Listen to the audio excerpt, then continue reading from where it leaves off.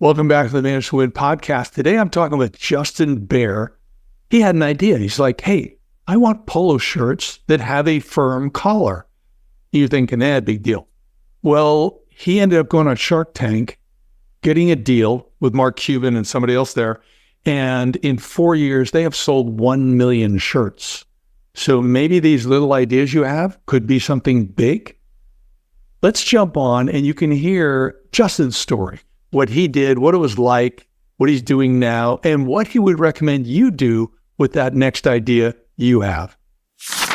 Justin, thank you for being on the show. You know, you were on Shark Tank. Everybody likes Shark Tank. So what was that experience like for you?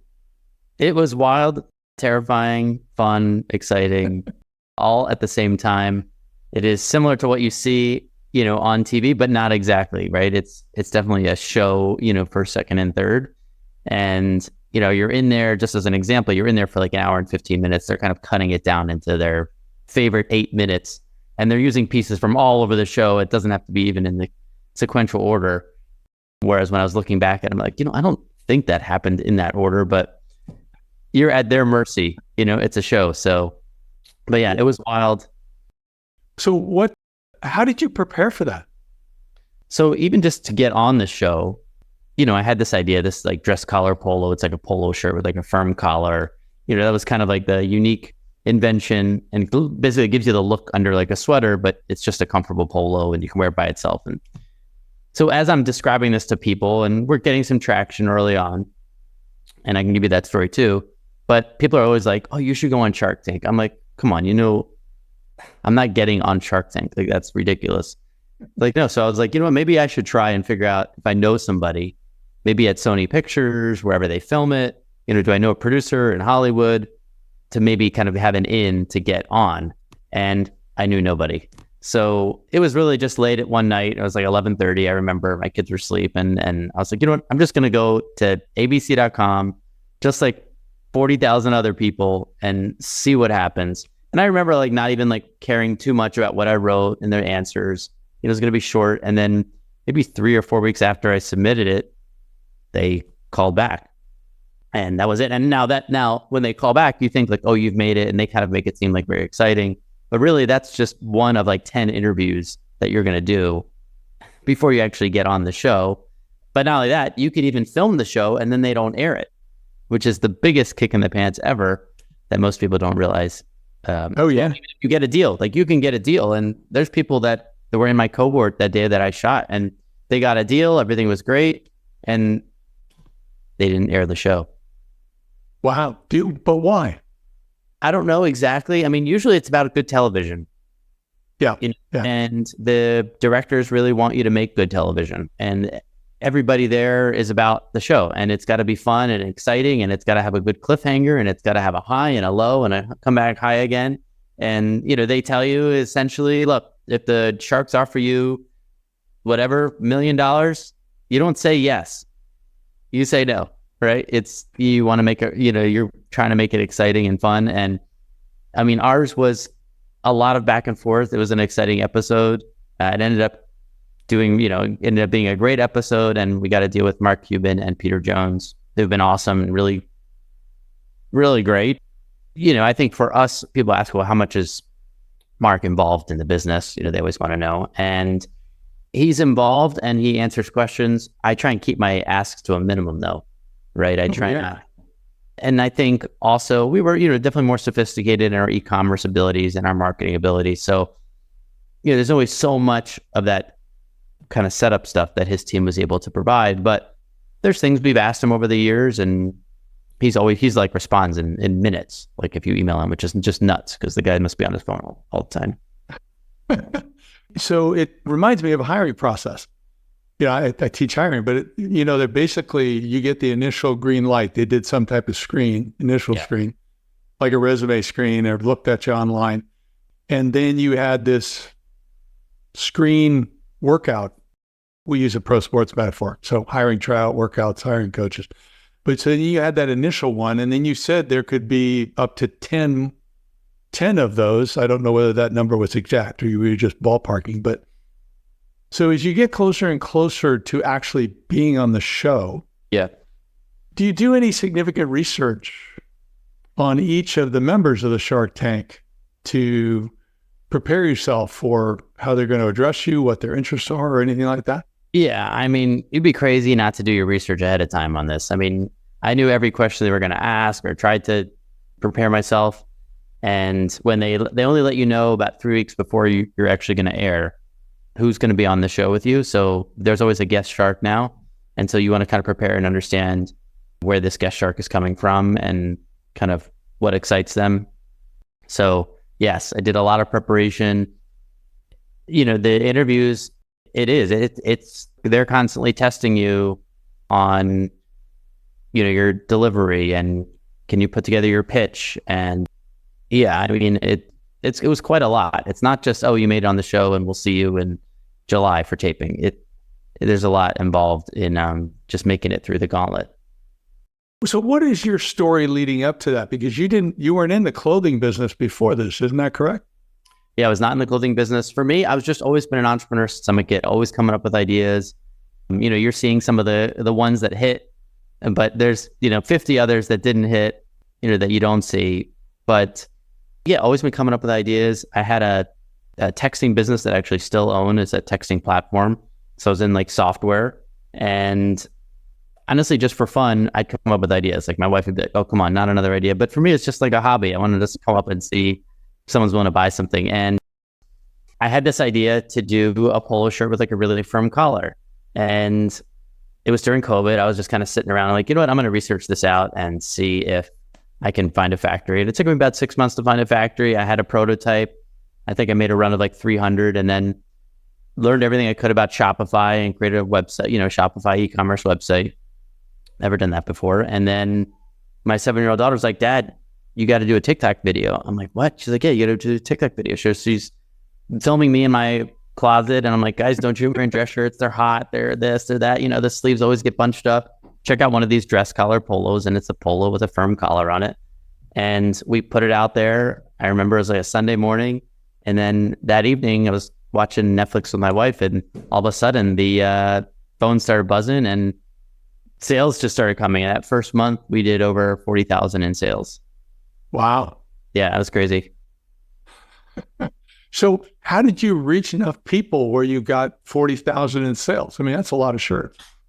So after that first kind of TikTok video hit, then I started really leaning into this because I was like, okay, there's something here. If I can put out a video and sell 10 shirts and then put out another one. So I was putting out a lot of content and trying to figure out what content's working.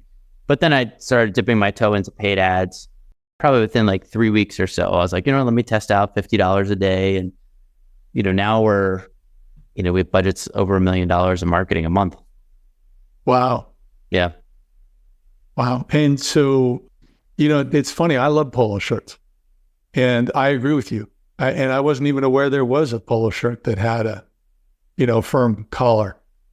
But I think I may have had one. But maybe not. I don't know. I don't now.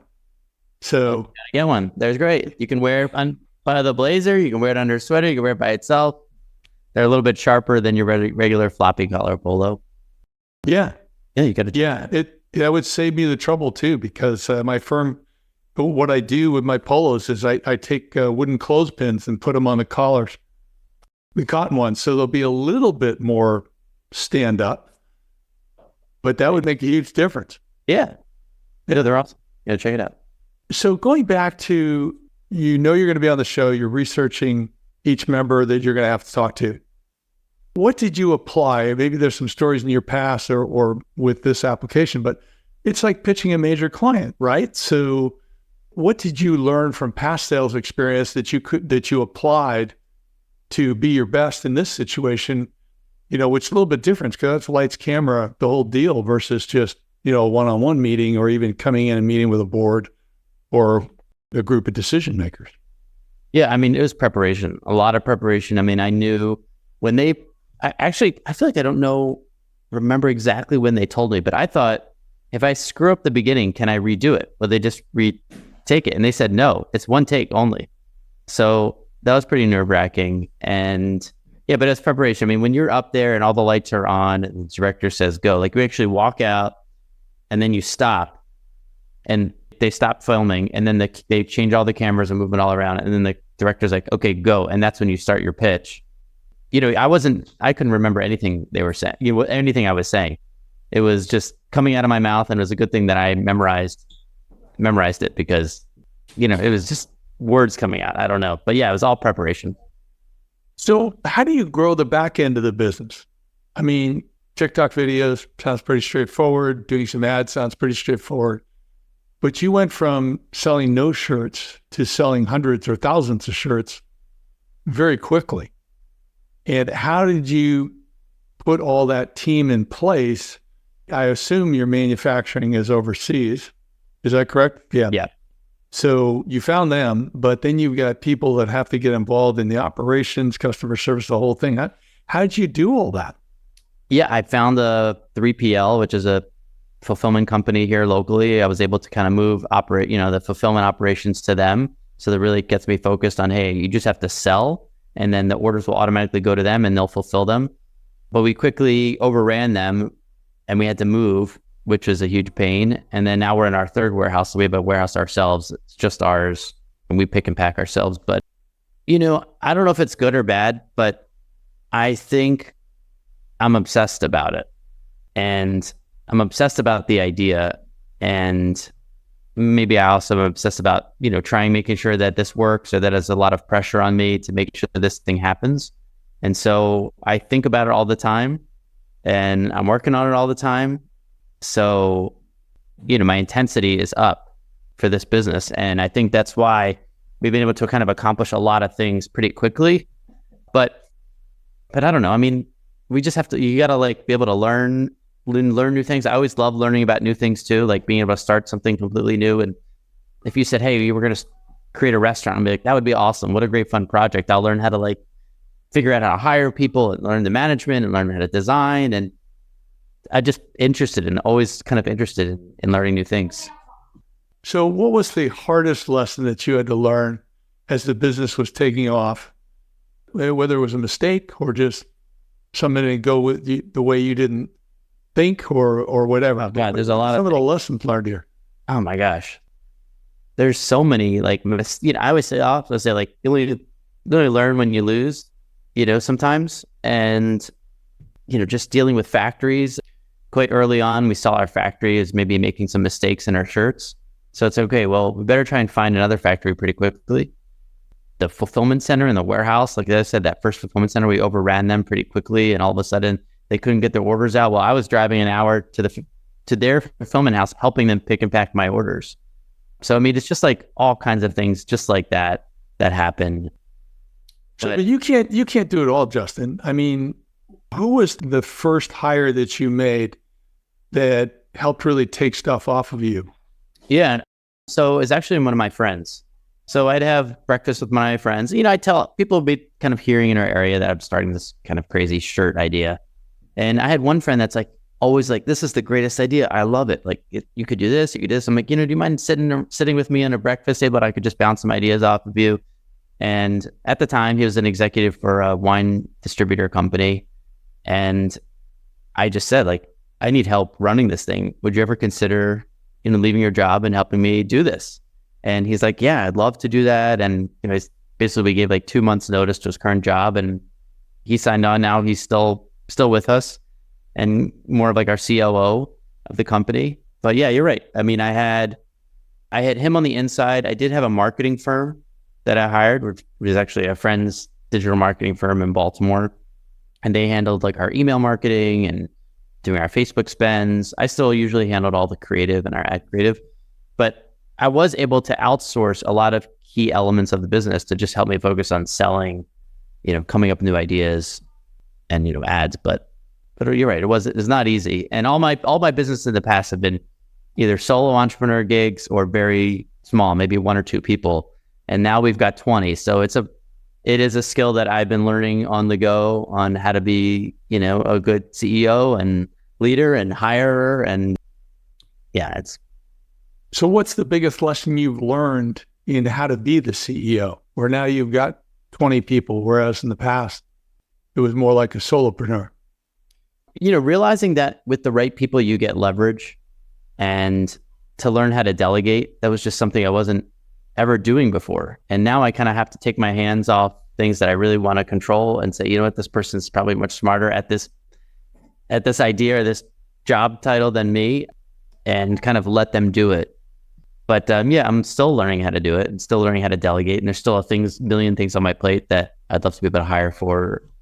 You know, we're still definitely a lean ship and doing, you know, pretty good revenue without as many people. But yeah, I mean, speaking about the revenue, I mean, what's your revenue today? How many shirts have you sold?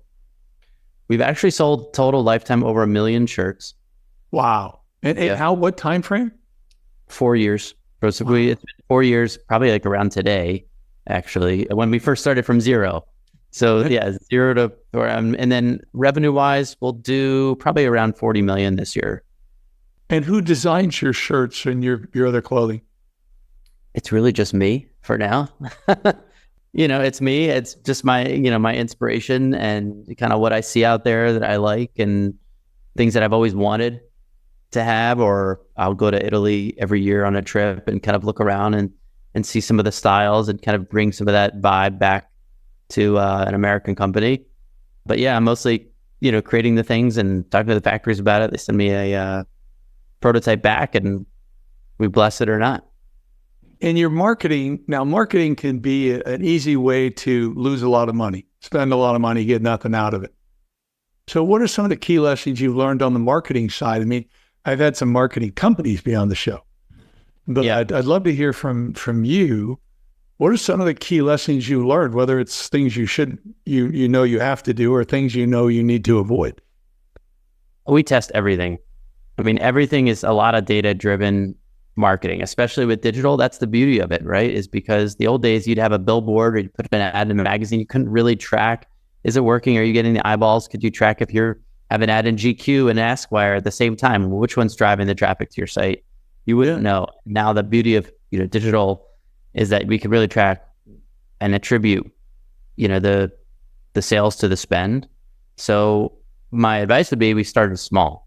You know, we started small, tracked it. Hey, we're getting traffic. Yes, great. What does our long-term value look like? Okay, so we acquire a customer for whatever it is, $50, $60. Well, does that mean they come back and buy? So can we play, you know, attribution or acquisition arbitrage where we buy a customer for $60 and we know they're going to come back in that year and spend $250? So you really have to be data-driven and understand your numbers. You know, try and be first-order profitable for us and our business. And, you know, I think another good thing is, you know, having a product and realizing if it's a product that can sell online. Not every product can sell with online ads or sell with Facebook ads or whatnot. But, you know, if you've got a product where they're going to come back and buy a second, third, and fourth time, you know, it could probably work. And what tools would you recommend that people consider as they're piloting? I mean, there's a ton of tools out there. Yeah, I mean, for me, I think some of the secret of the success is I've figured out how to learn how to edit and shoot video and shoot ads myself. There are companies, of course, that you can have people out there do your ads for you. You know, and you get to a certain size, that's going to make sense. When you're just starting out, probably not. But being able myself to be able to have the ads and be able to edit them exactly the way I want was a really good tool. So I use CapCut. It's just there's a video editing tools. But another the main tool for attribution and data, we use a company called Triple Whale. It's a software system. It plugs in all of our information, so our Google ads, our Facebook ad account, I mean, any ad account you have, and it tries to tell you where the sales are coming from, how to attribute which channel. And that's probably the most powerful tool we use right now. Yeah, it's called Triple Whale. Yeah, Triple Whale. There's a few. There's North Beam out there, but yeah, these are kind of e-commerce attribution tools, software. Yeah, I haven't seen it. So what would your advice be to entrepreneurs who come up with an idea? Test it fast. I always say get to a minimal viable product as fast as possible. I think there's a lot of entrepreneurs out there that kind of hem and haw and try to make their product just perfect enough to test to see if it's going to sell. I'm always like, well, let's test to see if it's going to sell. You know, like if it sells, great. You know, you'll make the product better. You'll be able to make it cheaper. Let's say as an example, my wife's starting like a tween dress business. So she was like, oh, I got to do Facebook ads. And I just, I'm like, how about this? Let's make some of your dresses. Let's go to the local store. There's like a nice girls shop, children's clothing store. I said, we're going to give them the dresses for free, or we'll tell her you can do it on consignment. Put the dresses on the rack, and then let's check in 2 weeks if anyone's bought them, because we don't want to go down this whole road, spending all this thing, getting your whole website together. I got to hire my marketing firm. They're not going to do it for free and get all your pixels set up and then create ads that you don't know how to do. It's just like, let's just see if the product's going to sell. So that's what she did. And so now she's got her clothes and the things, and they sold. I'm like, great. Now let's try and get 10 more kids stores to take them on consignment. And she did. And they're selling. I said, great. You know what? That second order, you're not going to give it to them on consignment anymore. You're going to make them pay and they'll buy it wholesale. But in general, I think the idea is see if it's going to sell, get your product to a point that you can test it. And if not, I think people get hung up on it. You'll come up with another idea. If it doesn't sell, it's okay. It's still fun. You're going to learn from this experience and you're going to try again on something else. And you can't have your ego involved in it. I think there's a lot of times people, maybe tell too many people about their idea. You don't have to tell anybody. You know what I mean? If you don't want to feel like you're saying that you started this big thing and it failed, there's that, hey, I'm tooling with this idea. I'm going to see what happens. Great. If it works, amazing. If it doesn't, you'll come up with another one. So it's really getting to that minimal viable product as soon as possible and to fail fast, and you'll come up with something else. Yeah, it reminds me of 2 lessons I've learned. One was that there'll always be another opportunity, another idea. And the second one just is a different way of wording what you just said, as I call it like a CRT model. CRT used to be an old cathode ray tube, but you test an idea at low cost, short amount of time, and low resources and short amount of time, just like you're saying. Hang them on the rack 2 weeks, see whether they sell. I mean, if they sold, considering there's a lot of other racks in the store, I mean, that's quite a testimony to the design of the product. So that's a great test. Yeah, exactly. Yeah, I mean, we have 3 retail stores right now. Well, before I get into retail, I was like, you know what? Let's do a pop-up shop. I don't know if these things are going to sell in person. And that's what we did. I had a pop-up shop in the mall. I called the mall. I'm like, hey, I have this idea, can we set up shop in 2 weeks, in the middle, in the center. I brought in all kinds of racks. I've never seen if they could sell before in person. And then that's what we did. You kind of test it out. We had a really good test. And then we did our first store. Now our first store, we also did it. It was a 9-month lease. So it's like, well, before we kind of go 2 feet in the water, let's test it out first. And we did that. And I think a lot of times somebody might say, yeah, but you're going to lose money on the 9-month test. And it's not about that. It's like you're doing it to learn, to see if it's going to work. And then once it works, then you can scale it. Yeah. So if people want to go see your stuff, I mean, Justin, do you have any closing remarks for the entrepreneurs out there? Any closing advice and encouragement beyond what you've given already? This has been good. I mean, it's always like, you got to go for it. I would, if it's really itching you, if you're obsessed about it, like I was saying, if it's something you're really going to be obsessed about, I think it's worth you giving it a shot. Testing things before you go full Monty is always good. Networking and keeping in touch with people. I think what I've learned so far is from all the past experiences and keeping in touch with them. I'd say one quick little story that was pretty fun is I had this idea in New York that I was working on, which was a charity master calendar for nonprofit events. And from that, I actually created like a check-in application. It was called Check It Easy. It was actually one of the first check-in applications on the iPad when they first came out. And I was kind of toying with the idea. I don't know what I was kind of building it. And then someone from an event planner called me and said, hey, Justin, what's going on? I was like, oh, nothing. What's up? He's like, well, I'm calling you because I wanted to see if you knew anybody with a check-in application. My client's asking me for it. I'm like, well, actually, I'm kind of working on one and I'm kind of dragging my feet on it a little bit. I was like, who's your client? He said, it's Google's holiday party. I said, I'll have it ready right away. He said, I'll have it ready in 4 weeks. That was the first client I ever had for this check-in application. They rented out the entire New York City Public Library. They had every who's who at this holiday party. And then the next day, it was a big hit. That was it. This ended up being an app and ended up selling it to a company. But it's just like, you never know who you're talking to. It's like always You're always friendly to everybody. You're making connections. You're trying to help any way you can, and you never know how that's going to come full circle. I love it because I agree with you. Relationships is so critical. So that's great. So if people want to learn more about you or go visit your company, either online or one of your stores, where do they go? Yeah, collarsandco.com. That's COLLARSANDCO. Collarsandco.com or Collars and Co Clothing on Instagram and Facebook. But yeah, that'd be great. Check it out. That's great. And where are your stores? They are in Boca Raton at the Town Center Mall. They're in Chicago, right off of Nordstrom's, right up Michigan Avenue. Like to get from Michigan Avenue to get to Nordstrom's, you have to go to this little Galleria Mall called the Shops at Northbridge. We're there.